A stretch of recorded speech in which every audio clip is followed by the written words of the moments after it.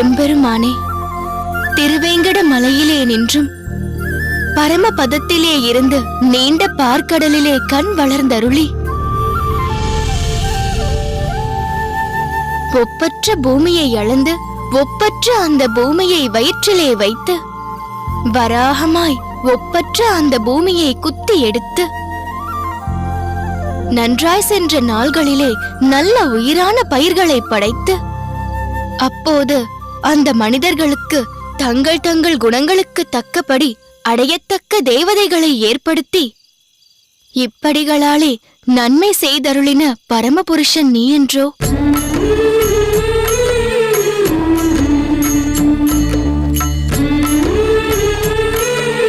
பெருமாளின் வராக அவதாரத்தை விளக்குகிறது இந்த பாசுரம். அற்புதம், அற்புதம். ஆண்டாள், பாசுரம் என்றாலே சுவையானதாக இருக்கும். அதுவும் அதன் விளக்க உரையை உன் திருவாயிலிருந்து கேட்க அமுதமாக இருக்கிறது. சுவாமி, உங்களுக்கும் என் அப்பாவிற்கும் தெரியாததென்று ஒன்றுமே இல்லை. ஏதோ நீங்கள் கேட்டீர்களே என்பதற்காக நான் பாசுரத்தை சேவித்தேன், அவ்வளவுதான். நமஸ்காரம் பட்டரே.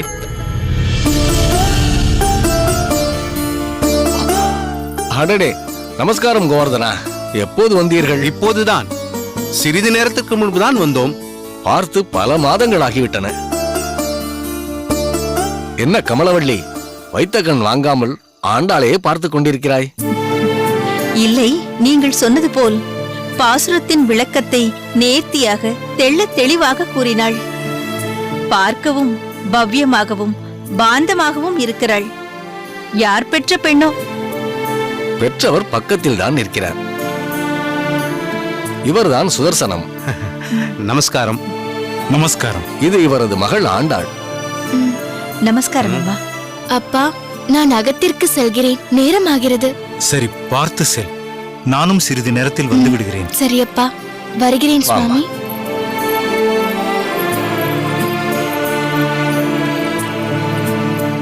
என் மனமுவந்த பாராட்டுக்கள் இப்படி ஒரு பெண்ணை பெற்றதற்கு. முகஸ்துதிக்காக சொல்லவில்லை. கோயிலுக்கு வந்தது முதல் பார்த்து கொண்டுதான் இருக்கிறோம். உங்கள் மகள் ஆண்டாளை முகத்தில் கனிவு, பேச்சில் முதிர்ச்சி, நடத்தையில் பணிவு, பாசுரத்தில் ஈடுபாடு கொடுத்து வைத்தவர் நீங்கள். உங்களைப் போன்ற பெரியவர்களின் வாழ்த்தும் ஆசியும் அவளை நன்றாக வாழ வைக்கட்டும். கோவர்தனம், உங்கள் மகனை அழைத்து வரவில்லையா? அவன் வேலை நிமித்தமாக வேறு ஒரு ஊருக்கு சென்றிருக்கிறான். ஓஹோ, அதுதான் நாங்கள் வந்திருக்கிறோம். வியாபார விஷயமாக ஒவ்வொரு ஊராக அலைந்து கொண்டிருக்கிறான். விரைவில் அவன் திருமணத்தை நிச்சயிக்கலாம் என்று இருக்கிறோம். எங்களுக்கு உகந்த பெண்ணாக பார்த்து கொண்டிருக்கிறோம். கவலைப்பட வேண்டாம். எங்கு யாருக்கு முடிச்சு போட்டிருக்கிறாரோ இந்த பெருமாள் அங்குதான் அமையும். என்னதான் நாம் முயன்றாலும். நீங்கள் சொல்வது உண்மைதான். பெருமாள் எங்களுக்கு கை காண்பித்து விட்டார். இந்த கோயிலுக்குள் நுழைந்ததும் நாங்கள் தேடிக்கொண்டிருக்கும் எங்களுக்கு உகந்த பெண் கிடைத்து விட்டாள். அப்படியா? யார் அந்த பெண்? வேறு யாரும் இல்லை, இவருடைய மகள் ஆண்டாள் தான்.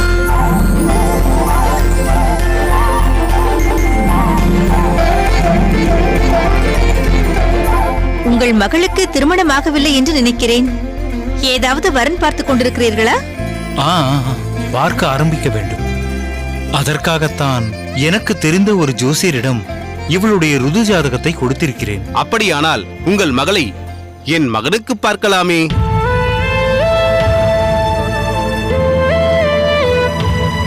சுதர்சனம், என்ன யோஜனை? இவர்கள் சம்பந்தம் பேசுவதில் எனக்கு மகிழ்ச்சியே. ஆனால் இவர்களை பார்த்தால் வசதி படைத்தவர்களாக, செல்வந்தர்களாக தெரிகிறார்கள். என்னை பற்றியோ உங்களுக்கு நன்றாகவே தெரியும். சுவாமி, நாங்கள் உங்களிடம் உங்கள் மகளை என் மகனுக்கு பார்க்கலாமா என்றுதான் கேட்டோம். உங்கள் செல்வத்தை பற்றி கேட்கவில்லை. அதை பற்றி நாங்கள் கவலை கொள்ளவும் இல்லை. எங்களுக்கு குணம்தான் பிரதானம், பணம் அல்ல. இன்னும் என்ன தயக்கம் சுதர்சனம்? அவர்கள்தான் தெளிவாக கூறிவிட்டார்களே. இவர்களை பற்றி அடியனுக்கு நன்றாகவே தெரியும். பெருமாளே ஒரு வழி காட்டியிருக்கிறார், இவர்களை அனுப்பியிருக்கிறார். அப்படி எடுத்துக் கொள்ளுங்களேன். நீங்கள் சொல்வதெல்லாம் சரிதான். இருந்தாலும் அகத்திற்கு சென்று என் மனைவியிடம் ஒரு வார்த்தை கேட்டுவிட்டு முறைப்படி தெரிவிக்கிறேன். நீங்கள் சொல்வதும் சரியே. மனைவிக்கு தக்க மரியாதை கொடுக்கிறீர்களே, இதுவும் எனக்கு பிடித்திருக்கிறது. உங்கள் உயர்ந்த குணத்தை எடுத்து காட்டுகிறது. அவர்களையும் கலந்து ஆலோசித்து ஒரு நல்ல முடிவாக சொல்லுங்கள். எங்களை பொறுத்த அளவில் நாங்கள் தீர்மானித்து விட்டோம். சரி சுவாமிகளே, அர்ச்சனை செய்து கொடுங்கள். யார் பேருக்கு அர்ச்சனை? நாங்கள் மனதில் நினைத்த பெண் எங்கள் அகத்திற்கு மாற்று பெண்ணாக வர வேண்டும் என்று ஆண்டாளின் பெயரிலேயே அர்ச்சனை செய்து விடுங்கள். பாருங்கள்.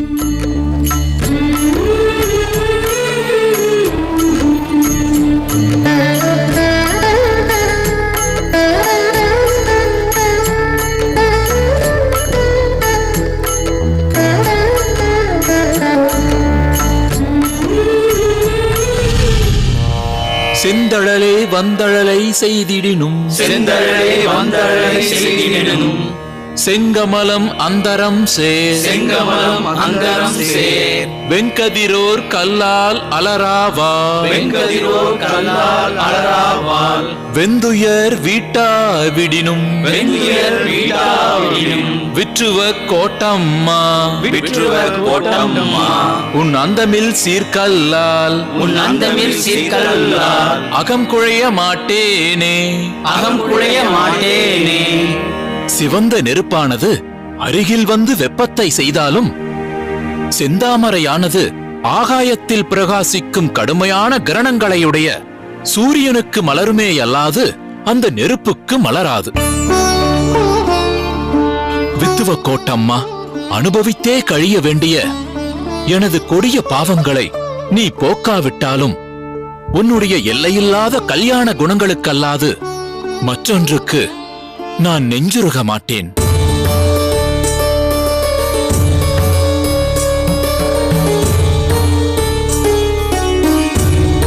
என்ன, நீங்கள் மூவரும் வைத்த கண் வாங்காமல் என்னையே பார்த்துக் கொண்டிருக்கிறீர்கள்?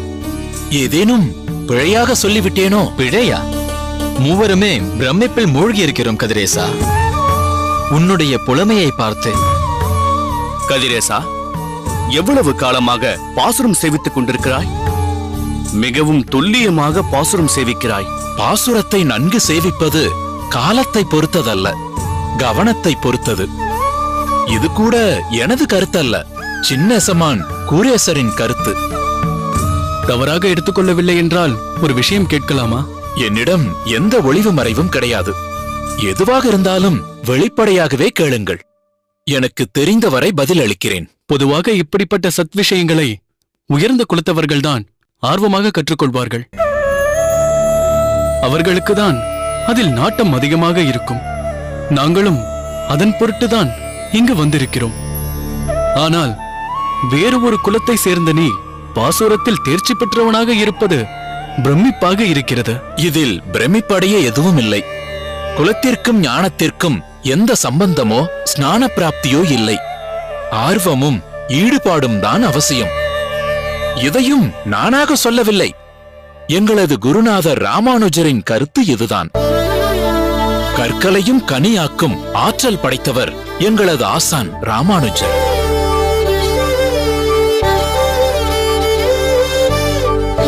ராமானுஜர், அவருடைய பெயரை கேட்கும் போதே எங்கள் மெய் சிலிர்க்கிறது. அவரை ஆசானாக கொண்ட உன்னை பார்த்தால் பொறாமையாகவும் இருக்கிறது. அவர் பாகுபாடு அற்றவர் என்றும் கேள்விப்பட்டிருக்கிறோம். உண்மைதான். சிறு பிராயத்திலேயே கோயிலுக்குச் செல்ல அனுமதியில்லாத ஒரு சிறுவனை கோயிலுக்குள் அழைத்துச் சென்றார். வா, உள்ளே போகலாம்.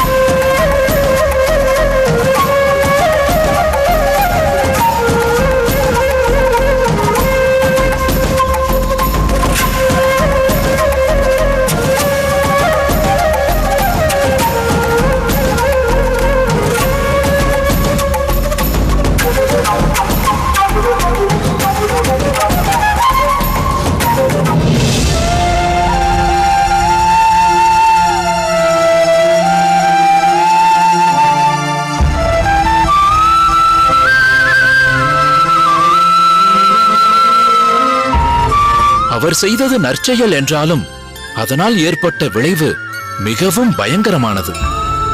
ராமானுஜர் ஐயாவின் குடும்பத்தை பஞ்சாயத்து தண்டித்தது. சோமயாஜி, அவர் மனைவி காந்திமதி, அவர்களது மகன் ராமானுஜன் மூவரும் ஓராண்டு காலத்திற்கு கோயிலுக்குள் வரக்கூடாது என்று தீர்ப்பு வழங்குகிறேன்.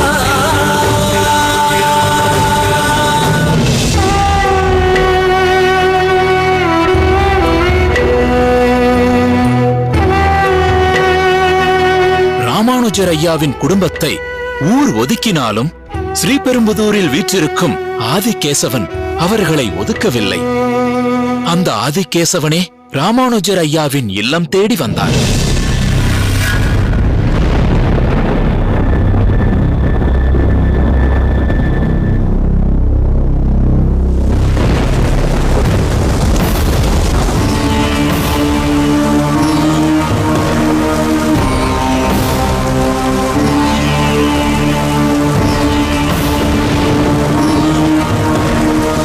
இறக்குங்கள், பெருமாள் நனைகிறார் பாருங்கள். இறக்குங்கள், இறக்குங்கள், இங்கேயே இறக்குங்கள், சீக்கிரம்.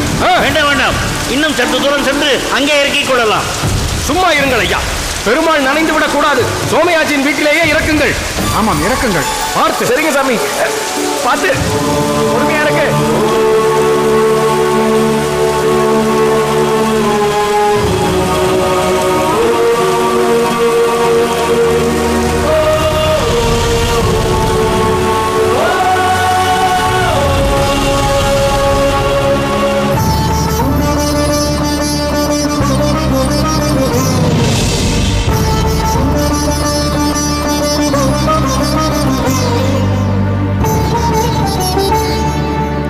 அது மட்டுமா, ஸ்ரீபெரும்புதூர் குடிசை பகுதியில் பாசுர பாடசாலை துவங்க எத்தனித்த போது மிகப்பெரிய தடை ஏற்பட்டது.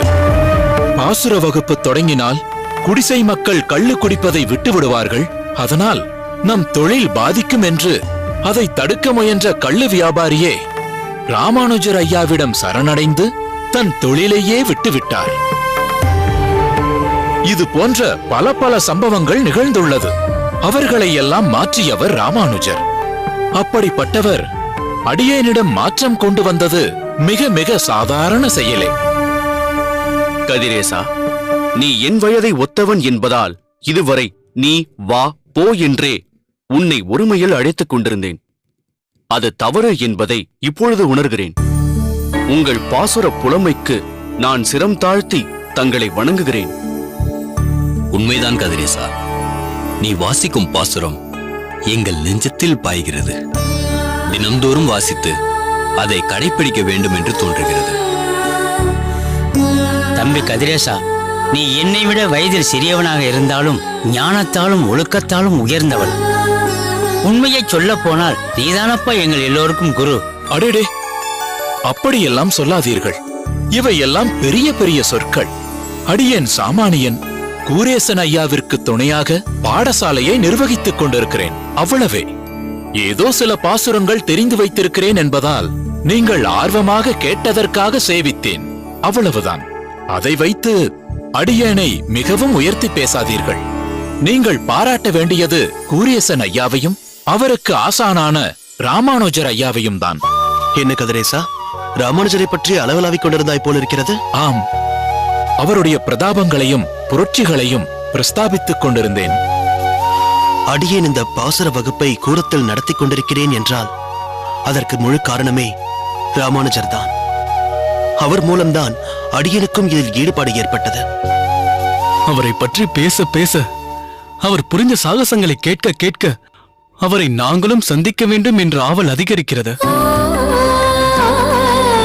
உங்களுடைய ஈடுபாடும் ராமானுஜரை சந்திக்க வேண்டும் என்ற உங்கள் ஆவலும் அடியனுக்கு பெரும் மகிழ்ச்சி அளிக்கிறது.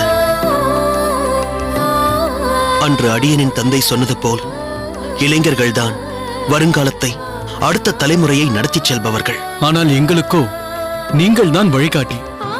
தமிழ் பாசுரத்தில் நன்கு தேர்ச்சி பெற விரும்புகிறோம். எங்களை வழிநடத்தி செல்ல உங்களையே நாடியிருக்கிறோம். உங்களுக்கு ராமானுஜர் ஊன்றுகோலாக ஆசானாக திகழ்வது போல் எங்களுக்கு நீங்கள்தான் ஆசான். உங்கள் வழியே எங்கள் வழி. நாங்கள் ராமானுஜரை தரிசிக்க வேண்டும் என்று ஆசைப்படுகிறோம். அந்த பிராப்தம் உங்களுக்கு இருந்தால் அவசியம் நீங்கள் ராமானுஜரை சந்திக்கலாம். எல்லாமே அவன் செயல். சரி, மதிய உணவிற்கான நேரம் நெருங்கிவிட்டது. நீங்கள் போஜனத்திற்கு செல்லுங்கள். கணக்கு பிள்ளை, அழைத்துச் செல்லுங்கள். சரிங்க சும்மா, வாருங்கள்.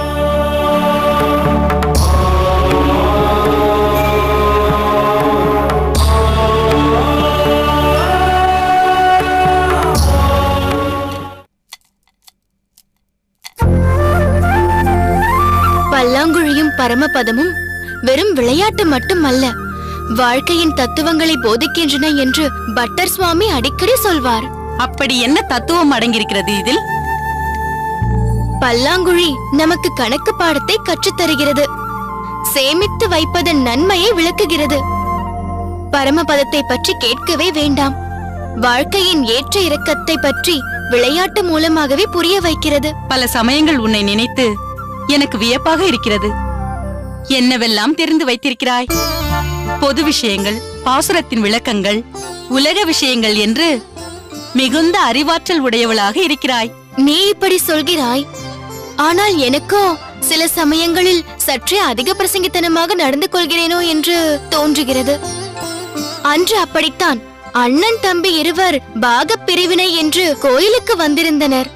அவர்களிடமிருந்த தங்கக்கட்டியை எப்படி சமமாக பங்கு போட்டுக் கொள்வது என்று தெரியாமல் தவித்துக் கொண்டிருந்தனர். மற்றவர்களுக்கும் என்ன செய்வதென்று தெரியவில்லை. அப்பொழுது எனக்கு தோன்றியதை கூறினேன், பாராட்டும் பெற்றேன். ஆனால் அடிமனதில் ஒருவேளை அது அதிக பிரசங்கித்தனமோ என்று தோன்றியது. இருந்தாலும் எல்லாமே பெருமாளின் செயல் என்று மனதை தேற்றிக்கொண்டேன். உண்மைதான். கடனில் மூழ்கி தவித்துக் கொண்டிருக்கும் உன் தந்தைக்கு கூரேசன் அவர்களின் தந்தை உதவினார். இப்பொழுது எங்கிருந்தோ வந்த யாரோ ஒருவர் உன்னை அவரது மகனுக்கு மணமுடிக்க சம்மதம் கேட்கின்றனர். இப்படிப்பட்ட ஒரு உயர்ந்த இடத்தின் சம்பந்தத்தை நாங்கள் கனவிலும் நினைத்து பார்க்கவில்லை. எல்லாம் அந்த அரங்கநாதனின் மகிமை. மீண்டும் ஆரம்பித்து விட்டீர்களா என் திருமணத்தை பற்றி? இப்பொழுது எங்களுக்கு இருக்கும் ஒரே கவலை அதுதானே, உன்னை தக்க ஒருவனிடம் ஒப்படைக்க வேண்டும். அன்று கோயிலில் நீ பாசுர விளக்கத்தை கூறிக்கொண்டிருந்த போது ஒரு தம்பதியினர் உன்னை பார்க்க அவர்களுக்கு உன்னை பிடித்து போய்விட்டது. உன்னை பெண் கேட்டிருக்கிறார்கள். ஆனால் அவர்கள் சற்றே உயர்ந்த நிலையில் உள்ளவர் போர் தெரிகிறது. அப்பா, நான் உங்களுக்கு மோர் எடுத்து வருகிறேன். சரிம்மா.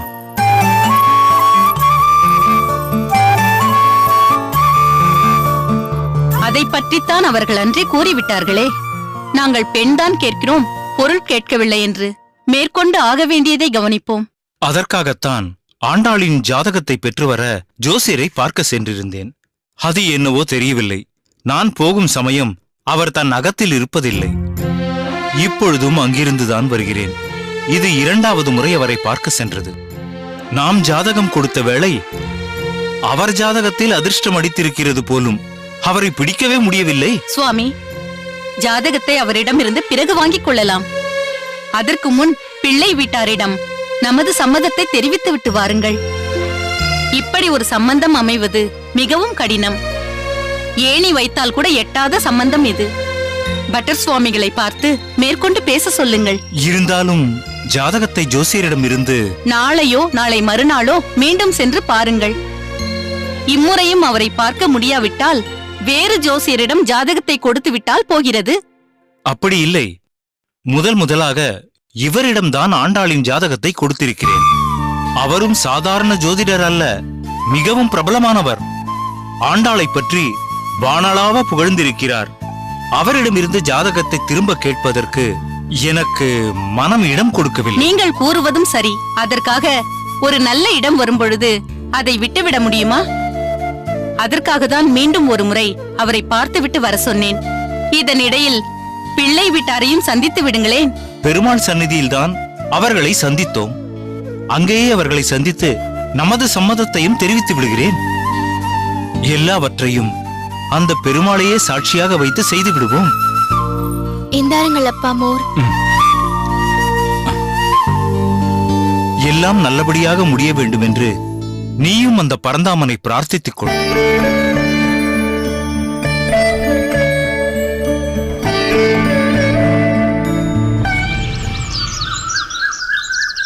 என்ன கோவர்தனம், அடிக்கடி கூரத்தை தேடி வருகிறீர்கள்?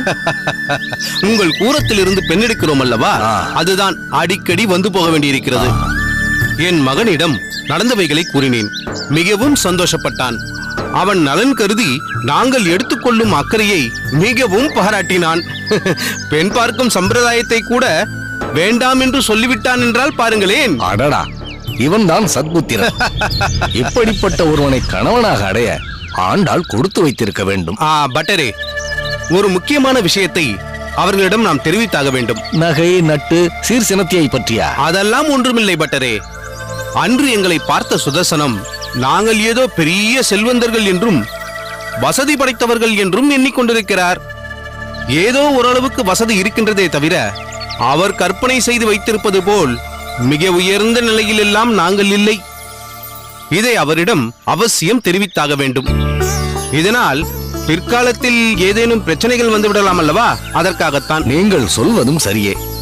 மனதளவில் அவர் ஏதேதோ கற்பனை செய்து வைத்திருந்தால் எதிர்காலத்தில் சங்கடத்தை தான் விளைவிக்கும். சுதர்சனத்திடம் அடியேன் தெரிவித்து விடுகிறேன். ஒரு சின்ன யோசனை. சொல்லுங்கள். இந்த ஆதிகேசவ பெருமாள் சன்னதியில் தான் அன்று ஆண்டாளை பார்த்தீர்கள். ஆமாம்.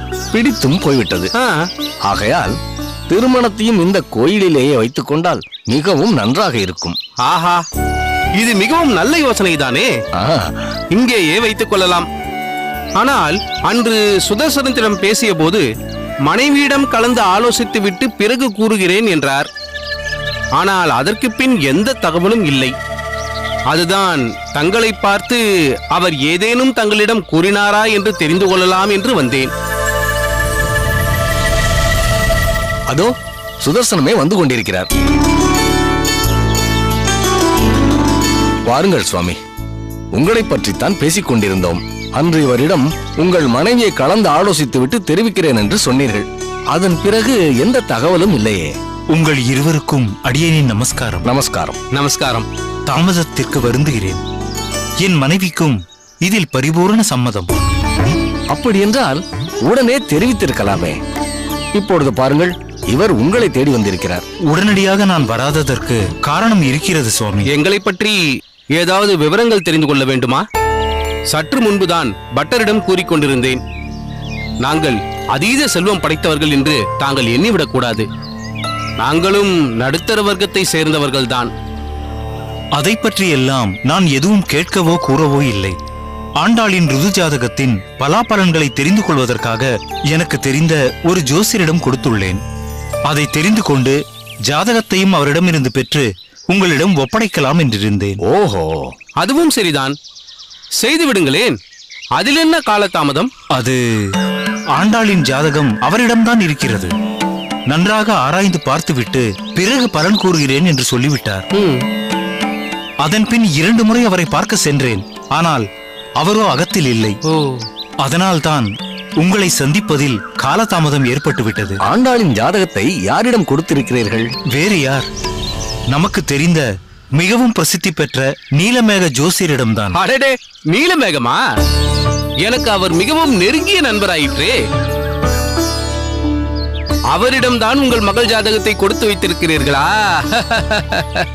எப்படி இருந்தாலும் தாங்கள் என்னிடம் ஜாதகத்தை கொடுத்தால் நானும் அவரிடம்தான் கொடுத்திருப்பேன்.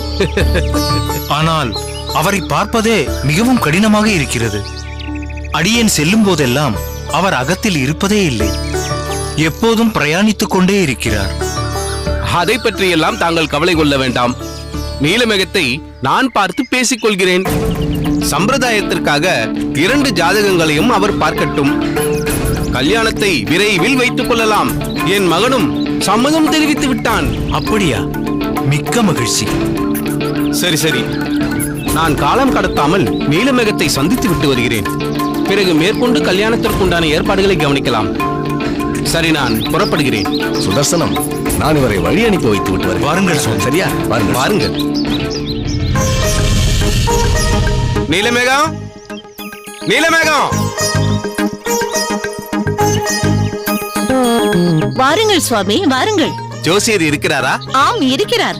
தகவல் தெரிவிக்காமல் வந்துவிட்டேன். அதுதான் இருக்கிறாரா இல்லையா என்ற சந்தேகம். அதிகமாக பிரயாணம் மேற்கொள்கிறார் என்றும் கேள்விப்பட்டேன். அது என்னவோ உண்மைதான். எங்கு செல்கிறார், என்ன செய்கிறார் என்று அந்த பெருமாளுக்குத்தான் வெளிச்சம். ஆனால் பல செல்வந்தர்களும் தனவான்களும் இவரை நாடி வருவதும் இவர் அவர்களை காண செல்வதும் எனக்கு நன்றாக தெரியும். எல்லோருமே ஜாதக பலன்களை கண்டறியவே வருகின்றனர். பின் என்ன, சாமானியப்பட்டவரா உங்கள் கணவர்? ஊரெங்கும் பிரசித்தமானவராயிற்றே. உங்களை கண்டு பல மாதங்கள் ஆகிவிட்டனவே. உங்கள் அகத்துக்காரியை அழைத்து வரவில்லையா? குடும்ப சமேதமாக பிறகு வருகிறேன். சரி, வாருங்கள், உள்ளே வாருங்கள்.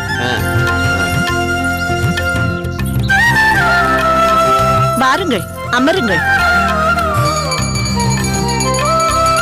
ஆஹா, மங்கள சத்தம் கேட்கிறதே.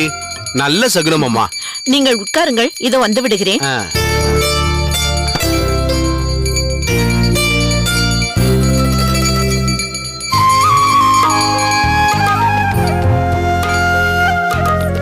பெருமாளே. சுவாமி. வாமா, ஆரத்தி எடுத்துக்கொள். கோவர்த்தனம் வந்திருக்கிறார். அப்படியா? அவருக்கும் இதை காட்டு.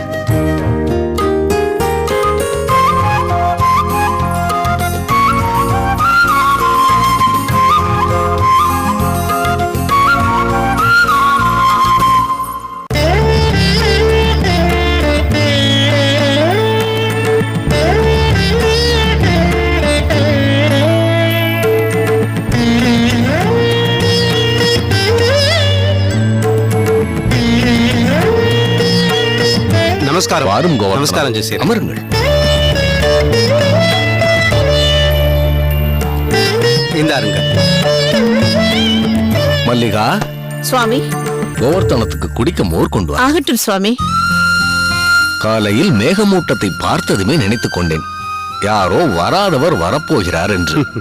மழைதான் கொட்டப் போகிறது. நல்லாறு ஒருவர் உளரேல் அவர் பொருட்டு எல்லோருக்கும் பெய்யென பெய்யும் மழை.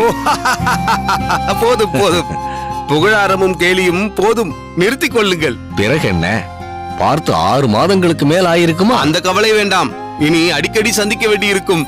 சந்தித்தால் போயிற்று. இந்தாருங்கள். அருந்துங்கள்.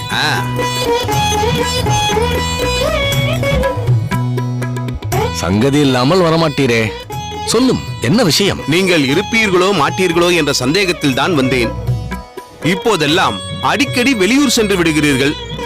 பல செல்வந்தர்களிடமிருந்தெல்லாம் உங்களுக்கு அழைப்பு வருகிறது என்றெல்லாம் கேள்விப்பட்டேன். அப்படியெல்லாம் ஒன்றுமில்லை, எல்லாம் பகவத் கிருபை. அந்த திருமலையானிடம் நான் அனுதினமும் வியாபித்துக் கொள்வது இதுதான்: அனாயாசேன மரணம், வினாதைன்ய ஜீவனம். அதுபோல் என்றுமே என்னை உண்மைக்கு புறம்பான விஷயங்களை பேசும் நிலைக்கு ஆளாக்காதே என்பதுதான். சரி, அது போகட்டும். உங்கள் விஷயத்திற்கு வாருங்கள். என் மகன் திருமண விஷயமாக கூரத்திலேயே ஒரு பெண்ணை பார்த்திருக்கிறோம். நீங்கள் தான் பொருத்தம் பார்த்து சொல்ல வேண்டும். என்ன அப்படி சொல்லிவிட்டீர்? அவன் எனக்கும் மகன் போல்தானே. நானே இதை பற்றி உங்களிடம் பேச வேண்டும் என்றுதான் இருந்தேன். என் நண்பரின் மகள், அவரும் ஸ்ரீ வைஷ்ணவர் தான். திருமண வயதில் இருக்கிறாள். அவளை உங்கள் மகனுக்கு பார்க்கலாம் என்று இருந்தேன். அப்படியா? முன்னமே தெரியாமல் போய்விட்டதே. ஆனால் நான் பார்த்திருக்கும் பெண் புத்திசாலி, அறிவுச் சுடர், அடக்கமானவள், பாசுரங்களில் புலமை பெற்றவள், பார்ப்பதற்கும் மிகவும் லட்சணமாகவே இருக்கிறாள். எல்லோருக்கும் பிடித்து விட்டது. திருமண ஏற்பாடுகளை மேற்கொள்வதற்கு முன் சம்பிரதாயத்திற்காக ஜாதக பொருத்தத்தையும் பார்த்து விடலாம் என்று நாங்கள் தீர்மானித்திருக்கிறோம். அதுதான் உங்களை நாடி வந்தேன். நல்லது நல்லது. நல்ல இடத்தில் சம்பந்தம் ஏற்படுவதில் எனக்கும் மகிழ்ச்சிதான். சரி, உங்கள் மகன் ஜாதகத்தையும் பெண்ணின் ஜாதகத்தையும் கொடுங்கள், பொருத்தம் பார்த்து விடலாம். என் மகனது ஜாதகம் என்னிடத்தில் இருக்கிறது, பெண்ணின் ஜாதகம் உங்களிடம் தான் இருக்கிறது. மல்லிகா, மல்லிகா, இதோ வருகிறேன் சுவாமி. கோவர்த்தனம் உன்னிடம் கொடுத்துள்ள அந்த பெண்ணின் ஜாதகத்தை எடுத்து வா. என்னிடமா? என்னிடம் இவர் எந்த ஜாதகத்தையும் கொடுக்கவில்லையே. ஜோசியரே, ஜாதகத்தை பெண்ணின் தந்தையே உங்களிடம் கொடுத்து வைத்திருக்கிறாராம். அப்படியா? யார் அவர்? பெயர் என்ன? பெண்ணின் தந்தையின் பெயர் சுதர்சனம். சுதர்சனமா? எந்த சுதர்சனம்? என்னை நாடி பலர் வருகின்றனர். எத்தனையோ சுதர்சனம், ராகவன் என்று பலர். சுவாமி, ஒருவேளை நீங்கள் பார்க்காமல் தட்டி கழித்துக் கொண்டிருக்கும் அந்த சுதர்சனமாக இருக்குமோ? இருக்காது இருக்காது. நீங்கள் எந்த சுதர்சனத்தை பற்றி சொல்கிறீர்கள்? அதுதான் கூரத்தில் இருப்பவர். கூரம் கோவிலில் இருக்கும் பட்டர் மூலமாகத்தான் தெரிந்து கொண்டேன். இன்னும் சொல்ல போனால் சுதர்சனத்தின் மகளைத்தான் நாங்கள் முதலில் சந்தித்தோம். நேர்த்தியாக இருந்தால், கோவில் பணிகளில் ஈடுபட்டிருந்தால், பாசுரம் பாடி எங்கள் கவனத்தை எல்லாம் ஈர்த்து விட்டாள். அந்த பெண்ணின் பெயர் என்ன? ஆண்டாள்.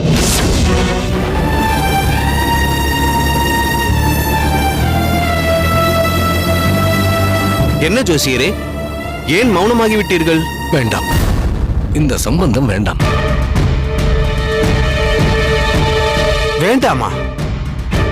மிகவும் கடுமையான சொல்லாக இருக்கிறதே. அபசகுனமாக ஏன் இப்படி சொல்கிறீர்கள்? இந்த அகத்தில் நுழையும் பொழுது மணி ஒலிக்கும் மங்கள ஓசையை கேட்டு நல்ல சகுனம் என்றேன். ஆனால் நீங்களோ வேறு விதமாக, வெளிப்படையாக, நிர்தாட்சியமாக இந்த சம்பந்தம் வேண்டாம் என்கிறீர்களே. என்ன காரணம்? ஒருவேளை உங்கள் நண்பரின் மகளை என் மகனுக்கு மணமுடிக்க வேண்டும் என்பதற்காகவா? தேவையில்லாமல் கற்பனையை சிதறவிடாதீர்கள். அப்படி ஒரு எண்ணம் என்னிடம் இருந்திருந்தால் அதை ஒளிவு மறைவின்றி உங்களிடம் தெரிவித்திருப்பேன். பிறகு ஏன் இந்த சம்பந்தத்தை தடுத்து நிறுத்துகிறீர்கள்? அபசகுணமாக வேறு பேசுகிறீர்கள். இன்று என் வார்த்தை உங்களுக்கு அபசகுணமாக தெரிகிறது. நாளை கல்யாணமாகி அந்த பெண் உங்கள் அகத்திற்கு வந்தால் எல்லாமே அபசகுணமாக மாறிவிடும், அமங்கலமாக மாறிவிடும். அதற்காகத்தான் சொல்கிறேன். ஜோசியரே, சற்று விளக்கமாக சொல்லுங்களேன். பெண்ணின் தந்தை, அதுதான் சுதர்சனம், உங்களிடம் முறையிட்டிருப்பாரே. நான் எப்பொழுது சென்றாலும் ஜோசியரை சந்திக்க இயலவில்லை என்று. ஆமாம் ஆமாம், அப்போது நானும் அவரிடம் சொன்னேன். அந்த ஜோசியர் எனக்கு நன்கு பரிச்சயப்பட்டவர்தான். உங்கள் பெண்ணின் ஜாதகம் அவரிடம் இருப்பதும் ஒரு நல்ல அறிகுறிதான். நானே அவரை சந்தித்து எல்லாவற்றையும் தீர்மானித்துவிட்டு வருகிறேன் என்றேன். ஆனால் நீங்களோ இப்படி பகிரங்கமாக ஏதேதோ சொல்கிறீர்களே. நான் அவரை தவிர்த்ததற்கு காரணமே இப்பொழுது நான் உங்களிடம் கூறியதை அவரிடம் கூற இயலாததுதான். உண்மைக்கு புறம்பாக பேச எனக்கு மனமில்லை. அந்த பெண் ஆண்டாள் திருமணம் செய்து எந்த அகத்திற்கு செல்கிறாளோ அந்த அகத்தில் நிச்சயம் ஒரு மரணம் சம்பவிக்கும். பொதுவாக எதிர்பலன்களையும் துர்பலன்களையும் கூறும் வழக்கத்தை நான் ஏற்படுத்திக் கொண்டதில்லை. அதனால் தான் இந்த சிந்தனை, தடுமாற்றம் எல்லாம். அவரிடம் சொல்ல முடியவில்லை, உங்களிடம் சொல்லாமல் இருக்கவும் முடியவில்லை. என் நாக்கிலிருந்து ஜனிப்பதெல்லாம் சத்திய வாக்குதான். ஜாதகத்தில் குறை இருந்தால், அதை கூறாமல் இருந்தால், அதனால் ஏற்படும் பாதிப்பிற்கு அந்த ஜோதிடனும் உள்ளாகிறான். ஆதலால் உண்மையை உரைப்பதே உன்னதமாகும். குறை என்று கூறுவதை விட, தோஷம் என்று கூறுவதை விட ஆபத்து என்றே சொல்லலாம். திருமணத்திற்கு பின் கணவனும் மனைவியும் தாம்பத்தியத்தில் ஈடுபட்டால் கணவன் உயிர் துறக்க நேரிடும். அந்த பெண் ஆண்டாள் விதவையாகி விடுவாள். இதனை தாம்பத்திய தோஷம் என்று சொல்லலாம். உங்கள் மகனுக்கு அந்த ஆண்டாள் மனைவியானால் நீங்கள் நிச்சயம் உங்கள் மகனை இழக்க வேண்டியிருக்கும். அப்படி ஒரு தோஷம் அந்த பெண்ணிற்கு இருக்கிறது. ஜோசியரே, இதற்கு தக்க பரிகாரம் ஏதாவது இருக்கிறதா? தோஷத்தை கூறுபவன் தோஷ நிவர்த்தியையும் கூற மாட்டேனா? ஆனால் நான் அறிந்தவரை, இந்த ஜாதகத்தை பொறுத்தவரை பரிகாரம் இருப்பதாக தெரியவில்லை. உண்மைக்கு புறம்பாக பேசியும் அடியனுக்கு வழக்கமில்லை. அந்த பெண்ணை தவிர்ப்பதுதான் ஒரே பரிகாரம். ஆனால் சுதர்சனம் இதை பற்றி என்னிடம் தெரிவிக்காமல் மறைத்து விட்டாரே. தெரிந்தால்தானே தெரிவித்திருப்பார். தன் மகளுக்கு இப்படி ஒரு தாம்பத்திய தோஷம் இருக்கிறது என்பதே அவருக்கு தெரியாது. அவரிடம் அதை சொல்ல மனமில்லாமல் தான் அவரை சந்திப்பதையே தவிர்த்து வந்தேன். சாதாரண தோஷமா இது? மிருத்யு தோஷம். அவரிடம் எப்படி இதை சொல்வது? ஆனால் உங்களிடம் இதை தெரிவிக்காமல் என்னால் இருக்க இயலாது. அதனால்தான் தவிர்த்து விடுங்கள் என்று கூட உங்களிடம் சொல்லவில்லை. வேண்டாம் என்று நிதர்சனமாகவே கூறினேன். நீங்கள் இந்த வரனை ஒதுக்கிவிடுங்கள். ஆண்டாள் உங்கள் மாற்றுப் பெண்ணாக ஆவதை விட்டுவிடுங்கள். அந்த பெண்ணுக்காக வருந்துவதைத் தவிர வேறு ஒன்றும் எனக்கு புலப்படவில்லை. சர்வம் கிருஷ்ணார்ப்பணம்.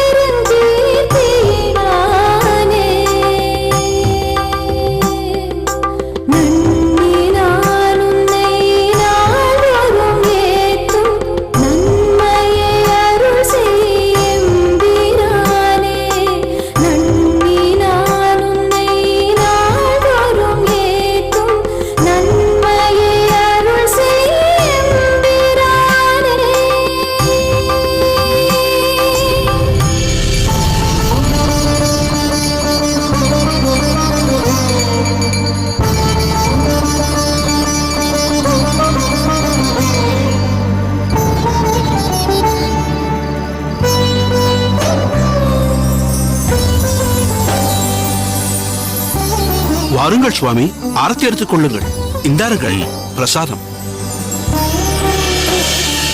இன்னம்மா ஆண்டாள், எப்பொழுதும் உன் முகத்தில் குடிகொண்டிருக்கும் புன்னகையை காணோமே.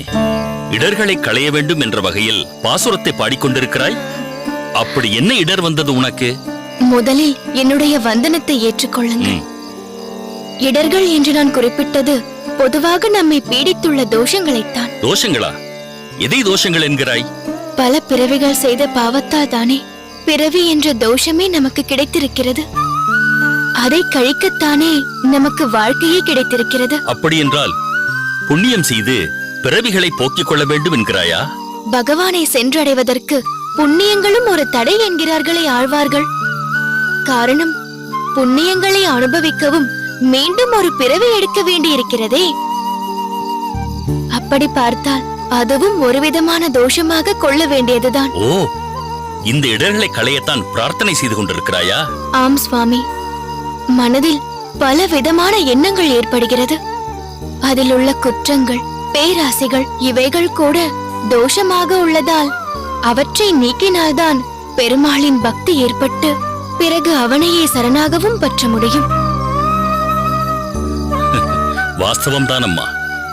ஆனால் உனக்கு அத்தகைய தோஷங்கள் அண்டுவதற்கு வாய்ப்பு ஏது? சதா அந்த எம்பெருமானையே துதிக்கிறாய், கோயில் கைங்கரியமும் செய்கிறாய். இதெல்லாம் நல்ல எண்ணங்களின் வெளிப்பாடுதானே. உனக்கு ஒரு குறையும் ஏற்படாது. நீ ஒரு மேன்மையான வாழ்க்கையை பெறுவாய். ஆண்டாள், காதில் நன்கு வாங்கிக் கொண்டாயா? சுவாமி தெய்வ சன்னிதானத்தில் நின்று கொண்டு உன்னை வாழ்த்தியிருக்கிறார். உன் கல்யாண காரியங்கள் இன்னும் வேகம் எடுக்கப் போகிறது பார். என்ன சொல்கிறீர்கள் பட்டரே? என்ன சுவாமி, உங்களுக்கு இன்னும் விஷயமே தெரியாதா? ஆண்டாளுக்கு கல்யாணம் நிச்சயமாக போகிறது. அப்படி சொல்லுங்கள்.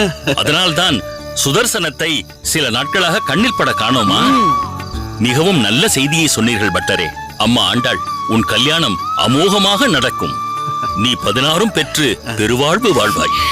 தங்கள் ஆசைகளுக்கு மிகவும் நன்றி. அகத்தில் அம்மா காத்துக் கொண்டிருப்பார்கள். நான் புறப்படுகிறேன். வருகிறேன். வருகிறேன் சுவாமி. மிகவும் அற்புதமான குழந்தை இல்லையா பட்டரே? ஆமாம் சுவாமி, சிறந்த குணவதி. இப்படிப்பட்ட குணவதி தன் இடர்கள் நீங்க வேண்டும் என்றும் தோஷங்கள் தீர வேண்டும் என்றும் பிரார்த்திப்பது வினோதம்தான். அதானே, அவள் பாடும்போது அதன் அர்த்தம் இதுதான் என்றெல்லாம் அடியேனுக்கு தோன்றவில்லையே. ஆனால் தாங்கள் அனைத்து பாசுரங்களின் பொருளையும் உணர்ந்தவராயிற்றே. அதனால் சட்டென்று புரிந்து ஆண்டாளிடம் கேட்டுவிட்டீர்கள். ஆனால் அதற்கு அந்த குழந்தை எவ்வளவு பக்குவமாக பதில் சொன்னால் பார்த்தீர்களா? பகவான் அவளுக்கு எல்லா சௌக்கியமும் அருளட்டும். பிறகு ஒரு விஷயம் பட்டரே. சொல்லுங்கள் சுவாமி. சுதர்சனத்தை பார்த்து சொல்லும். கல்யாணத்திற்கு முகம் தெரியாதவர்களிடம் போய் கடன் அது இது என்று எதையும் வாங்க வேண்டாம் என்று சொல்லுங்கள். கல்யாணத்திற்கான மொத்த செலவையும் அடியேன் ஏற்கிறேன் என்று சொல்லுங்கள். ஒரு உத்தமருக்கு செய்யும் உதவி அந்த பரந்தாமனுக்கே செய்யும் சேவையாயிற்றே. பாவம் சுதர்சனம் கல்யாண செலவை எண்ணி கலங்கிக் கொண்டிருப்பார். அடியேன் சொன்னதை அவசியம் தெரிவித்து விடும். அவசியம் தெரிவித்து விடுகிறேன் சுவாமி. சரி, அடியேன் பிரதட்சணம் செய்துவிட்டு வருகிறேன். பாருங்கள்.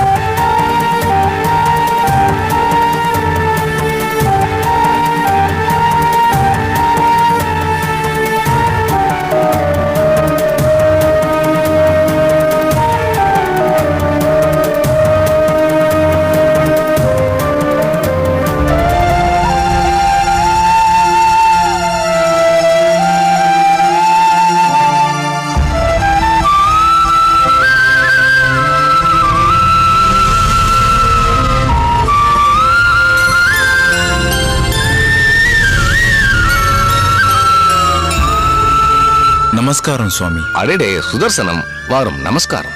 உங்களை எங்கெல்லாம் தேடுவது? ஒன்றுமில்லை, நம் கோயிலை புனருத்தாரணம் செய்ய வேண்டும் என்று கூரேசனின் தந்தை விரும்புகிறார். அதுதான் எங்கெல்லாம் சிதிலமடைந்திருக்கிறது என்று பார்த்துக் கொண்டிருக்கிறேன். கூரேசரும் அவர் தந்தையும் இந்த ஊருக்கு செய்யும் சேவைகள் சொல்லி மாளாது. பாருங்கள், ஆண்டாளின் திருமணத்திற்கான பொருட்செலவை அவரே ஏற்றுக்கொள்வதாக சொல்லியிருக்கிறார். பழம் நழுவி பாலில் விழுந்தது போல நாங்கள் ஆண்டாளின் ஜாதகத்தை ஜோசியரிடம் கொடுக்க, அதே நேரம் கோவர்தனம் தம்பதியினருக்கும் ஆண்டாளை பிடித்து போக எல்லாம் தானாக அமைந்து கொண்டிருக்கிறது. அதற்கு காரணம் ஆண்டாள் பெருமாள் மீது கொண்டுள்ள பக்தி. அதுதான் எல்லாவற்றையும் அவரே வழிவகுத்துக் கொண்டிருக்கிறார். கூரேசரின் தந்தை பொருளுதவி செய்வதாக கூறியிருந்தாலும் எல்லாவற்றிற்கும் அவரை எதிர்நோக்கி இருப்பது சரியல்ல. அதனால்தான் என் உறவினர்களை சந்திக்க சென்றிருந்தேன். அதே சமயம் இதை பற்றி மிக நெருங்கியவர்களுக்கும் தெரிவிக்க வேண்டியிருந்தது. இதெல்லாம் செய்ய வேண்டியதுதான். சரி, கோவர்த்தனம் பிறகு உங்களை சந்தித்தாரோ? அதை பற்றிதான் உங்களிடம் பேச வந்திருக்கிறோம். நீலமேகம் ஜோசியரை சந்தித்த பிறகு திருமணத்திற்கான ஏற்பாடுகளை கவனிக்கலாம் என்றார். ஆனால் அதன் பிறகு அவரிடமிருந்து எந்த தகவலும் இல்லை. ஒருவேளை உடல் நலம் சரியில்லாமல் இருக்கிறாரோ? உங்களுக்கு ஏதாவது தெரியுமா? இல்லையே, அடியனுக்கு எந்த தகவலும் இல்லை. அதன் பிறகு நீங்கள் இருவரும் சந்தித்து செயல்பட்டுக் கொண்டிருப்பீர்கள் என்றுதான் நான் நினைத்துக் கொண்டிருக்கிறேன். இது சம்பந்தமாக உங்களிடம் பேச வேண்டும் என்றுதான் இருந்தேன். வெகு மும்முரமாக செயல்பட்டவர் மௌனமாக இருக்கிறார். ஒருவேளை வேறு ஏதாவது பெண்ணை பார்த்து அவர்கள் மனம் மாறிவிட்டதோ? அப்படியெல்லாம் இருக்காது சுதர்சனம். கோவர்த்தனத்தை பற்றி அடியேன் நன்கு அறிவேன். மனமாற்றம் ஏற்பட வாய்ப்பே இல்லை. பின் ஏன் கிணற்றில் இட்ட கல்லை போல் எதுவும் தெரிவிக்காமல் இருக்கின்றனர்? எப்படி நீங்கள் உங்கள் சொந்த பந்தங்களை பார்த்து இந்த நற்செய்தியை பகிர்ந்து கொண்டிருக்கிறீர்களோ அதே போல் அவர்களும் சென்றிருக்கலாம் அல்லவா? வேலைகள் முடிந்ததும் திரும்பி வந்து மற்ற விஷயங்களை பற்றி பேசலாம் அல்லவா? இருக்கலாம், அப்படியும் இருக்கலாம். இருப்பினும் ஒன்று செய்வோம். நாம் இருவரும் நாளை கோவர்த்தனத்தை அவர் அகத்திலேயே சென்று சந்தித்து பேசிவிட்டு வந்து விடுவோம். நீங்களும் அவர் அகத்தை பார்த்தது போலும் இருக்கும். அதுவும் சரிதான். பெருமாளின் சன்னதியில் முடிவான சம்பந்தம். அது நல்லபடியாக முடிய வேண்டும் என்பதுதான் அடியேனின் கவலை. எல்லாம் நல்லபடியாக நடக்கும். ஆண்டாள் என்ன சாதாரண பெண்ணா? அறிவு ஜீவி, பக்தியில் பரம வைஷ்ணவி. பெருமாளுக்கு அவள் மீது தனி பிரீத்தி. ஒரு உயர்ந்த வாழ்க்கையை அவளுக்கு கொடுக்க வேண்டும் என்பதற்காகத்தான் சற்று தாமதிக்கிறார். கவலை கொள்ள வேண்டாம். அனைத்தையும் பெருமாளிடம் ஒப்படைத்து விடுங்கள். நிச்சயம் சுவாமி. அவரை நம்பித்தானே எங்கள் வாழ்க்கையே ஓடிக்கொண்டிருக்கிறது. நாளை காலையிலேயே கோவர்தன் அகத்திற்கு சென்று விடலாம். காலையில் விஸ்வரூப சேவை முடிந்ததும் தயாராக இருக்கிறேன். வந்து விடுங்கள். இங்கிருந்தே போய் வரலாம். நல்லது. பெருமாள் சேவை ஆயிற்றோ? ஆயிற்று. சரி, அடியன் சந்நிதிக்கு செல்கிறேன்.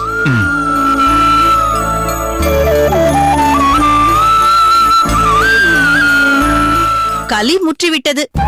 ஏமாற்றுபவர்களும் ஏமாறுபவர்களும் அதிகமாகிவிட்டார்கள். யார் நல்லவர் யார் கெட்டவர் என்று புரிந்து கொள்ளவே முடியவில்லை. அரிசியைப் போலவே அரிசியுடன் கூழாங்கல்லும் கலந்து கண்டுபிடிக்க முடியாதது போல் மனிதர்களும் மாறிவிட்டார்கள். இப்பொழுது எதற்காக இப்படி பொறுமை கொண்டிருக்கிறாய்? பிறகென்ன? நல்லவர்கள் போல் நடித்து தோஷத்தில் பீடித்திருக்கும் பெண்ணை நம் தலையில் கட்ட பார்த்தார்களே. நல்ல வேளை, இப்பொழுது உண்மை தெரிந்துவிட்டது. கோவர்தனம் இருக்கிறாரா? வாருங்கள் சுவாமி, வாருங்கள். நமஸ்காரம். எங்கள் இல்லம் தேடி வந்ததற்கு மிக்க மகிழ்ச்சி. உங்களுக்கு ரெட்டிப்பு சந்தோஷம் அளிக்க வந்துள்ளேன். என்னுடன் வேறு ஒருவரையும் அழைத்து வந்துள்ளேன். அன்று நீங்கள் கோவிலில் சந்தித்தீர்களே ஆண்டாள், அவர் தந்தை சுதர்சனம். அவர்தான். சுதர்சனம், வாரும்.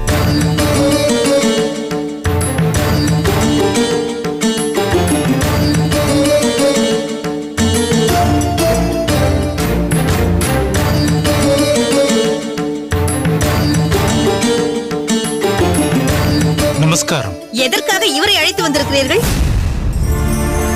இல்லை அம்மா, அன்று கோவிலில் இவரை சந்தித்த போது உங்கள் மகனை இவருடைய மகளுக்கு திருமணம் செய்து வைக்கலாம் என்று தீர்மானம் செய்தோம். அதற்கு பின் உங்களிடமிருந்து எந்த தகவலும் இல்லை. அதுதான் என்ன ஏது என்று விசாரித்து செல்லலாம் என்று வந்தோம். இனி கேட்பதற்கோ பேசுவதற்கோ என்ன இருக்கிறது? பட்டர் சுவாமிகளே, முதலில் அவரை இங்கிருந்து போக சொல்லுங்கள்.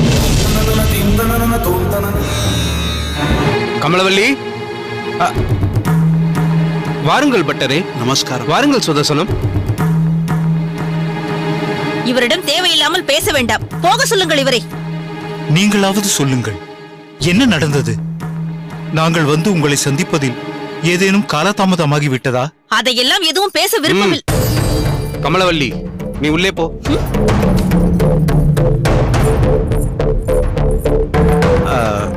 ஏன் நின்று கொண்டிருக்கிறீர்கள்? உட்காருங்கள். இருக்கட்டும் இருக்கட்டும். உங்களுக்கு இந்த கல்யாணத்தில் விருப்பமில்லை என்றாலும் கூட பாதகமில்லை. ஆனால் எந்தவித காரணமும் தெரிவிக்காமல் ஏதோ பெரிய தவறு செய்ததைப் போல உங்கள் அகமுடையால் கூறுகிறார்களே, அப்படி என்ன தவறு நேர்ந்ததென்று அடியேன் தெரிந்து கொள்ளலாமா? பெரும்பாலானவர்கள் தெரிந்து கொண்டோ வேண்டுமென்றோ தவறுகள் செய்வதில்லை. ஏதோ ஒரு ஜென்மத்தில் நாம் செய்த தவறோ பாவச் செயலோ மற்ற பிறவியிலும் நம்மை தொடர்ந்து கொண்டுதான் இருக்கும். அடியேன் கேட்டதற்கு இன்னும் தாங்கள் பதிலளிக்கவில்லை. எதுவாக இருந்தாலும் தயங்காமல் சொல்லுங்கள். உங்களிடம் தெரிவிக்க வேண்டாம், தெரிவிக்கவே கூடாது என்றுதான் நினைத்தேன். ஆனால் இன்று என் அகமுடையால் உங்களை அவமதித்ததை போல் நாளை வேறு ஒரு இடத்திலும் உங்களுக்கு அவமானம் ஏற்படக்கூடாது என்பதால் இதை தெரிவிக்கிறேன். இந்த கல்யாணம் நடக்காது. கல்யாணம் நடக்காதா? சரி, அப்படியே வைத்துக் கொண்டாலும் ஏன் நடக்காது என்று அடியேன் தெரிந்து கொள்ளலாமா? அரசன் ஒரு குற்றவாளியை தண்டிக்கும் போது கூட எதற்காக அந்த தண்டனை என்று சொல்லித்தானே தண்டனையை வழங்குவார். குற்றவாளிக்கு அந்த உரிமை இருக்கும் போது ஏழை வைஷ்ணவன் அதை எதிர்பார்ப்பதில் தவறொன்றுமில்லையே. நீங்கள் தானே பெண் கேட்டு வந்தீர்கள். இப்பொழுது விருப்பமில்லை என்றால் அதற்கு என்ன பொருள்? அது எதுவாக இருந்தாலும் போட்டு உடைத்து விடுங்கள். சரி, நீங்கள் அதைத்தான் விரும்புகிறீர்கள் என்றால் போட்டு உடைக்கிறேன். உங்கள் மகள் ஆண்டாளின் ஜாதகத்தில் தோஷம் உள்ளது. அவள் எந்த ஆணை திருமணம் செய்து கொண்டாலும் அவனோடு சேர்ந்தால் அவளுடைய கணவன் உயிரோடு இருக்க மாட்டான்.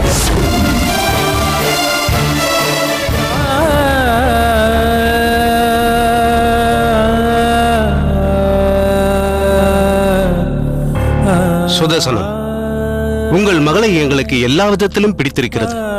ஆனால் இந்த கல்யாணம் என் மகனின் உயிருக்கே ஆபத்தாக இருக்கும் என்றால் நான் மட்டும் இல்லை, எந்த பெற்றோருமே சம்மதிக்க மாட்டார்கள். இப்போது புரிந்ததா ஜோசியர் உங்களை ஏன் பார்க்காமல் தவிர்த்தார் என்று? இந்த தோஷத்தை அவர் தன் வாயால் உங்களிடம் சொல்ல விரும்பவில்லை. ஆதலால் உங்கள் மகள் ஆண்டாளுக்கு மாப்பிள்ளை தேடி மேலும் மேலும் அவமானப்படாமல் அவளை உங்களுடனே வைத்துக் கொள்வதுதான் உங்களுக்கு நல்லது. இது என்ன கொடுமை, இது என்ன கொடுமை பெருமாளே!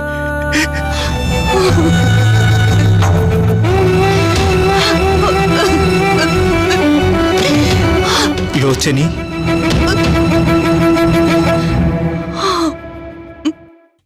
பெருமாளிடம் என்ன வேண்டிக் கொண்டிருக்கிறாய்? நம் துன்பத்தை, துயரத்தை, தீராத விசனத்தை, எனக்கு பதில் தேவை. நீயும் அடியேனும் அப்பேற்பட்ட பக்தர்கள் இல்லை. பகவான் நம் முன் காட்சி அளித்து பதில் கூற. ஆனால் பெருமாள் எல்லாவற்றையும் கவனித்துக் கொண்டுதான் இருக்கிறார்.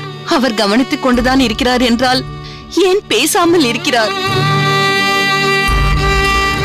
அவர் சொல்ல வேண்டாம், நீங்கள் சொல்லுங்கள். நாம் என்ன பாவம் செய்தோம்? இல்லை, ஆண்டாள் தான் என்ன பாவம் செய்தாள்? அவளுக்கு ஏன் இந்த கொடிய தண்டனை? பாவம் என்பது ஜென்ம ஜென்மமாக தொடர்ந்து வருவது. இந்த ஜென்மத்தில் நாம் அறிந்து எந்த பாவ செயலும் செய்யாமல் இருந்திருக்கலாம். ஆனால் நாம் அறியாமல் செய்யும் பாவ செயல்களும் இருக்கின்றனவே. பூர்வ ஜென்மத்தில் செய்த பாவத்தை கரைக்கத்தான் இந்த பிறவி. அந்த கர்ம பலன்களை தீர்க்க சில பல இன்னல்களை நாம் அனுபவிக்கத்தான் வேண்டும். சாப விமோச்சனம் போல் பாவ விமோச்சனமே கிடையாதா? ஏன் அரசன் மனது வைத்தால் தண்டனையிலிருந்து குற்றவாளிக்கு மன்னிப்பு அளிப்பதில்லையா? அதே போல் பெருமாளுக்கும் மன்னிக்கும் மனோபாவமும் அதிகாரமும் உண்டல்லவா? வதைக்கத்தான் வேண்டுமென்றால் நம்மை வதைத்து விட்டு போகட்டும். ஏன் நம் குழந்தையின் வாழ்க்கையே சூன்யமாக்குகிறார்? உன் வருத்தம், வேதனை, உன் வலியெல்லாம் எனக்கு நன்றாக புரிகிறது. அதே வலியைத்தான் நானும் அனுபவித்துக் கொண்டிருக்கிறேன், சுமந்து கொண்டிருக்கிறேன். உனக்காவது நெஞ்சில் முள் குத்தியது போல இருந்தது. ஆனால் எனக்கோ ஆண்டாளின் ஜாதக பலனை முதலில் கேட்டபோது ஈட்டியை பாய்ச்சிய வேதனை. நிலை குலைந்து போய்விட்டேன், உடைந்து போய்விட்டேன். உன்னிடம் கூட இதை தெரிவிக்க வேண்டாம் என்றிருந்தேன். ஆனால் என் சுக துக்கங்களை வேறு யாரிடம் நான் பகிர்ந்து கொள்வேன்? தாம்பத்தியத்தின் அஸ்திவாரமே இருவருக்கும் இடையே ஒளிவு மறைவில்லாமல் இருப்பதுதானே. பாவமூட்டை என்பது துணியை போல அல்ல, துவைத்து உலர்த்துவதற்கு அனுபவித்தே தீர வேண்டும். பிராயச்சித்தம், பரிகாரம் என்று ஏதாவது இருக்கும். பெருமாள் அதற்கும் வழிகாட்டுவார். நீங்கள் என்னதான் காரணங்களும் சமாதானமும் கூறினாலும் என் மனம் நிம்மதி அடையாது. எது எப்படி இருந்தாலும் ஒரு விஷயத்தை நீ மட்டும் நன்றாக மனதில் கொள்ள வேண்டும். எக்காரணத்தை கொண்டும் நம் குழந்தைக்கு ஜாதகத்தில் தோஷம் இருக்கிறது என்பது அவளுக்கு தெரியக்கூடாது. மேலும் அவள் முன் சகஜமாக நடந்து கொள். அவள் மிகவும் புத்திசாலி. உன் முகபாவத்தை வைத்தே கண்டுபிடித்து விடுவாள். அப்பா,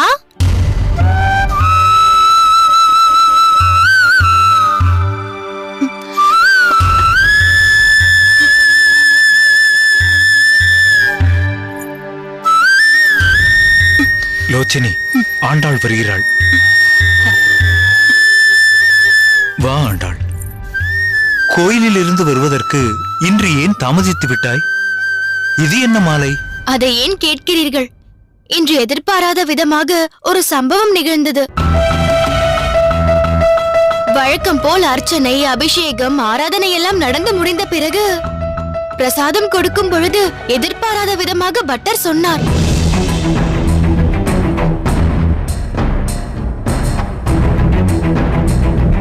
என்ன பட்டர் என்ன சொன்னார்? ஒன்றும் சொல்லவில்லை. பெருமாளுக்கு சாற்றி இருந்த இந்த மாலையை என்னிடம் கொடுத்தார். எனக்கு மெய் சிலிர்த்து விட்டது. வரப்போகும் கல்யாணத்திற்கு அறிகுறிதான் என்று அருகிலிருந்த ஒருவர் சொன்னார். எனக்கு வெட்கமாக போய்விட்டது.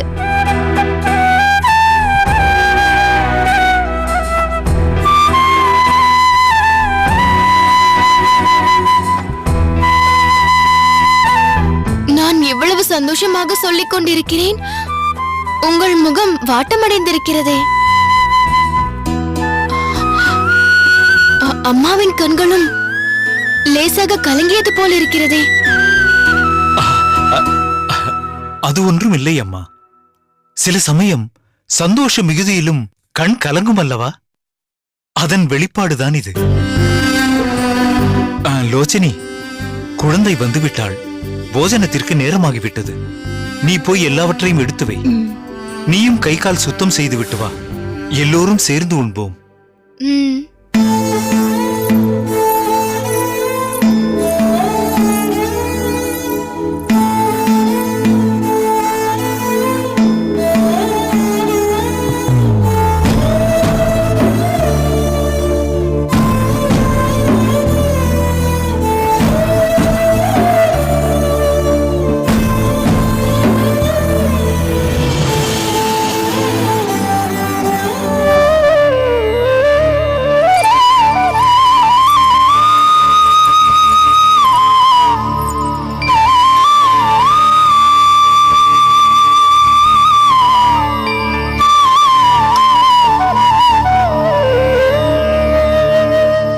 குழந்தாய்,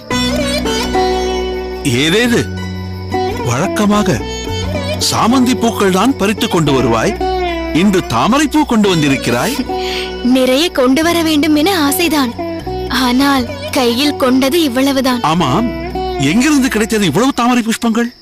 காஞ்சிபுரத்துக்கே சென்று வந்தாயோ? இல்லை பட்டர் சுவாமிகளே, இங்கு அருகாமையில் இருக்கும் தடாகத்திற்கு சென்றுதான் பறித்து வந்தேன். தடாகத்திற்கு நீயே சென்றாயா? அதுவும் இந்த நேரத்தில்? இல்லை, மதியமே பறித்து வைத்து விட்டேன். அதனால் மீண்டும் குளித்துவிட்டு இப்பொழுது கொண்டு வந்தேன். சேற்றில் இறங்கியா இத்தனை புஷ்பங்களையும் பறித்தாய்? அங்கு ஒரே சேரும் சகரியுமாக இருக்குமே. ஆமாம், திடீரென தாமரை மீது என்ன மோகம்? நான் மோகிக்கும் பெருமாளின் அங்கங்கள் அனைத்தையும் தாமரையோடு ஒப்பிட்டு பல பாசுரங்கள் இருக்கின்றன அல்லவா? நயனம் கமலம், பாதம் கமலம் என்று ஒவ்வொரு அங்கத்தையும் விரிவாக குறிப்பிடப்பட்டிருக்கிறது. அதனால்தான் தாமரையை பறித்து வந்தேன். என்னை பற்றி நீங்கள் அறியாததல்ல, பெருமாளை விதவிதமாக அலங்கரித்து பார்க்கும் சந்தோஷம் விவரிக்க இயலாது. பாசுரங்களை பாடுவதில் கிடைக்கும் அமைதியோ சொல்லி மாளாது. அனுபவ ரீதியாகத்தான் புலப்படும். அவரின் சேவைக்காகவே என்னை நான் அர்ப்பணித்துள்ளேன். அதுதான் அவர் திருவுள்ளம் போலும். அதனால்தான் என்னவோ ஜாதகத்தில் தோஷத்தை ஏற்படுத்தி உனக்கு கல்யாணமே ஆகாத ஒரு சூழ்நிலையை ஏற்படுத்தி இருக்கிறார். என்ன பட்டர் சுவாமிகளே, எதை நினைத்துக் கொண்டிருக்கிறீர்கள்? இல்லை, உனது பெற்றோர்களை நினைத்து பார்த்தேன். அவர்களை பற்றி என்ன சிந்தனை இப்போது? உன்னை மகளாக பெற்றெடுத்த அவர்கள் மிகவும் பாக்கியசாலிகள். சரி, அதை விடு. அந்த சேற்றில் சென்று புஷ்பங்கள் பறித்தாயே, அது ஆபத்தான செயல் அல்லவா? வழுக்கி இருக்கலாம், தண்ணீரில் சர்ப்பம் இருந்திருக்கலாம். அப்படி பார்த்தால் நம் உயிருக்கு எந்த உத்திரவாதமும் கிடையாதே. மரணம் என்பது எப்பொழுது வேண்டுமானாலும் சம்பவிக்கலாம். ஏன், இங்கிருந்து நான் அகம் செல்லும் வழியில் கூட மரணம் சம்பவிக்கலாம். இந்த உடலுக்கு எந்த உத்திரவாதமும் இல்லை, இது சாஸ்வதமும் இல்லை. ஆதலால் பெருமாளுக்கு சேவை செய்யும் பொழுது இந்த உயிர் பிரிந்தால் அதுவே ஒரு சந்தோஷமான முடிவுதான்.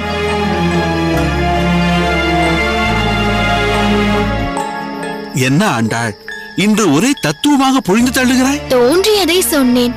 எனது ஆயுள் இருக்கும் வரை பெருமாளின் கைங்கரியத்திலேயே என்னை அர்ப்பணித்துக் கொள்ள வேண்டும் என்பதுதான் என் ஆவா. அதுதான் அவனது திருவுளவும் கூட. அப்படியா? அது எப்படி உங்களுக்கு தெரியும்? அது வேறொன்றுமில்லை. இன்று போல் என்றும் எந்த சூழ்நிலையிலும் நீ பெருமாளுக்கு சேவை செய்ய வேண்டும் என்று சொன்னேன். உண்மைதான் பட்டர் சுவாமிகளே, அதுதான் என்னுடைய பிரார்த்தனையும் கூட. சரி, நான் புறப்படுகிறேன். அதிகாலையில் விஸ்வரூப தரிசனத்திற்கு வந்து விடுவேன். கவலைப்படாதே. நாளை காலை நீ பறித்திருக்கும் தாமரைகள் தாமரை கண்களுடைய உன் ஆதிகேசவன் திருமார்பை அலங்கரித்திருக்கும். நல்லது.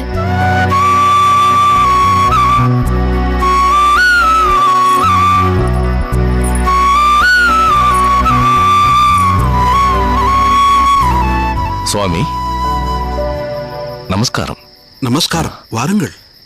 தேஜசான முகம், தீர்க்கமான தீக்ஷண்யமான கண்கள், பக்தி கடல், அழகின் அம்சம், ஆக மொத்தத்தில் சொல்வதென்ற. சற்று பொறும். இத்தனை புகழாரத்திற்கும் அடியேன் அருகதையற்றவன். உம்மை பற்றி இப்பொழுது யார் சொன்னது? அந்த இளம் பெண் சற்று முன் இங்கிருந்து சென்றாளே, அவளை பற்றி தான் நான் சொல்லிக் கொண்டிருந்தேன். மொத்தத்தில் மகாலட்சுமியின் சொரூபமாக இருக்கிறாள். அவளுக்கு சர்வ மங்களமும் உண்டாகட்டும். தீர்க்க சுமங்கலியாக இருப்பாள். இப்பொழுது இதையெல்லாம் சொல்லி என்ன பயன்? ஏன், என்ன நடந்தது? என்ன நடந்ததா? அதான் உங்கள் திருவாயால் அந்த பெண்ணின் வாழ்க்கைக்கே ஒரு முற்றுப்புள்ளி வைத்து விட்டீர்களே.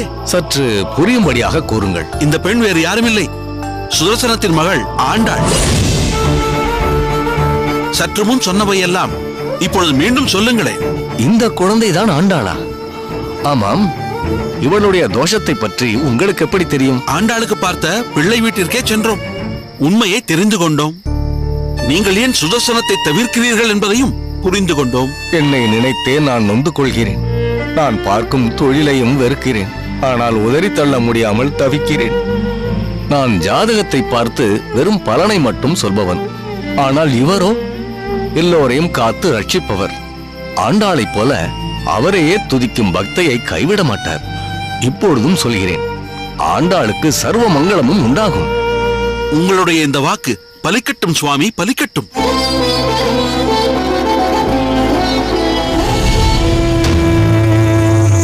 விதி, எல்லாம் விதி. நமஸ்காரம் சுதர்சனம்.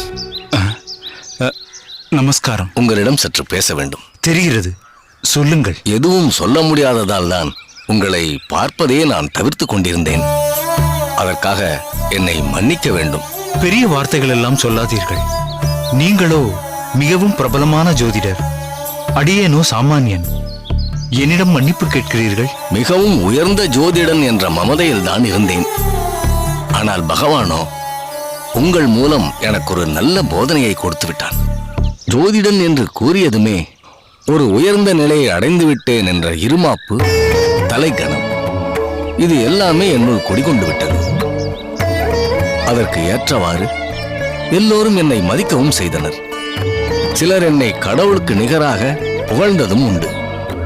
என் சொல்வாக்கினால் செல்வாக்கு கூடியது. செல்வ செழிப்பினால் ஒருவித மிதப்பிலும் இருந்தேன். மமதை, ஆணவம், அதிகாரம், அகம்பாவம் எல்லாமே என் கண்ணை மறைத்து ஆட்டி படைத்து விட்டது. மலை உச்சியிலிருந்து அடிவாரத்திற்கு தள்ளியது போல், தூக்கி வீசியதைப் போல் இப்பொழுது நான் உணர்கிறேன். முதலில் நீங்கள் என்னிடம் வந்து ஆண்டாள் என்ற பெயரை சொன்னதும் அந்த பெயர் பற்றியே சிலாகித்து பேசினேன். ஆனால் ஆண்டாளின் ஜாதகத்தை பார்த்ததும் நான் அதிர்ந்து போனேன். அதிலும் சமீபத்தில் உங்கள் மகள் ஆண்டாளை நேரில் பார்க்கும் ஒரு சந்தர்ப்பம் ஏற்பட்டது. ஆனால் அவள் என்னை பார்க்கவில்லை. அந்த குழந்தையை பார்த்ததிலிருந்து என் வேதனை அதிகரித்து விட்டது. உங்களை உங்கள் அகத்திற்கு வந்து சந்திக்கும் துணிவு எனக்கு இருக்கவில்லை. அதே சமயம் இங்கு உங்களை பார்த்த பிறகு பேசாமல் போகவும் மனம் இணங்கவில்லை. இப்படிப்பட்ட ஒரு பெண்ணிற்கு ஜாதகத்தில் இப்படி ஒரு தோஷமா என்று நினைக்கும் பொழுது சங்கடம்தான் அதிகரிக்கிறது. லட்சணமாக இருக்கிறாள், பாசுரத்தில் தேர்ச்சி பெற்றவளாக இருக்கிறாள். ஆனால் கல்யாணம் செய்து கொண்டு தாம்பத்தியத்தில் ஈடுபட்டால் கணவனின் உயிருக்கே ஆபத்து என்ற தோஷத்தையும் சுமந்து கொண்டிருக்கிறாளே.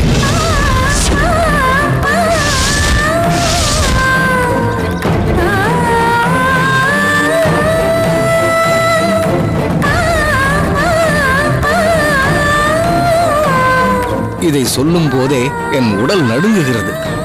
ஏனென்றால் இது நாள் வரை மங்களகரமான பலன்களையே கூறிக்கொண்டிருந்த நாக்கு இது. ஒன்று சொல்கிறேன் சுதர்சனம், ஒரு ஜோதிடனாக அந்த பெண்ணின் ஜாதகத்தில் நான் பார்த்த பலன்களை சொன்னேன். எப்படி ஒரு அரசன் சந்தர்ப்ப சூழ்நிலையையும் சாட்சிகளையும் வைத்து குற்றவாளிக்கு தீர்ப்பளிப்பாரோ, அதேபோல் அதில் சில சமயம் குற்றவாளி நிரபராதியாகலாம், நிரபராதி குற்றவாளியாக இருக்கலாம். அடியேனை பொறுத்த மட்டில் ஆண்டாளை நிரபராதியாகத்தான் பார்க்கிறேன். ஜோதிடனாக இல்லாமல் ஒரு தனி மனிதனாக என் மனதில் பட்டதை நான் சொல்கிறேன். உங்கள் மகள் அமோகமாக இருக்க வேண்டும். இருப்பாள். பெருமாளின் கடாட்சம் அவளுக்கு நிறையவே இருக்கிறது. இப்படிப்பட்ட ஒரு குணவதியை அவர் தண்டிக்கவே மாட்டார். நீங்கள் மனம் தளராதீர்கள், நொடிந்து போகாதீர்கள். என் உலகமே ஆண்டாள்தான் என்று பல சமயங்களில் நான் நினைத்ததுண்டு. நாளை திருமணம் செய்து கொண்டு அவள் புக்ககம் சென்று விட்டால் அவளை எப்படி பிரிந்திருப்பது என்று. இருந்தாலும் ஒரு தகப்பனாக அது என்னுடைய கடமை என்று மனதை தேற்றிக் கொண்டதுண்டு. ஆனால் இன்றோ அவள் காலம் முழுவதும் திருமணம் செய்து கொள்ளாமல் என்னுடனேதான் இருக்க வேண்டும் என்பதை நினைத்தால் தொண்டை அடைத்துக் கொள்கிறது, நாக்கு வறண்டு விடுகிறது, என் கண்கள் குளமாகிறது. உங்கள் வேதனை எனக்கு புரிகிறது சுதர்சனம். கண் கலங்காதீர்கள். ஒரு அல்ப ஆசையில் கேட்கிறேன், இதற்கு பரிகாரம் என்று எதுவுமே கிடையாதா? அப்படி பரிகாரம் பிராயச்சித்தம் என்று ஏதாவது ஒன்று இருந்திருந்தால் அதை நானே முதலில் செய்திருப்பேன், என் சொந்த செலவில்.